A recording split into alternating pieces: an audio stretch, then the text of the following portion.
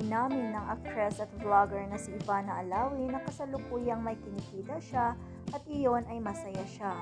Ang nasabing revelasyon ay ginawa ng mag-King Crab Mukbang Challenge si Ivana kasama ang actress na si Bea Alonzo. Pareho namang natanong sina Ivana at Bea tungkol sa kanilang love life. Sinagot naman ni Ivana ng "I'm seeing someone. So yon, I'm happy. My heart is happy." Sinabi rin ni Ivana na pink ang kulay ng kanyang love life sa ngayon. Hindi na idinitali o tinukoy ni Ivana ang pangalan ng taong nagpapasaya sa kanya. Maraming netizens at tagahanga naman ang masaya sa ibinalita ng dalaga at hiniling ng mga ito ang tunay na kaligayahan at tagumpay ni Ivana sa larangan ng pag-ibig. Sa kasalukuyan, mayroon ng 1.2 million views ang naturang vlog ni Ivana kasama si Bea Alonzo.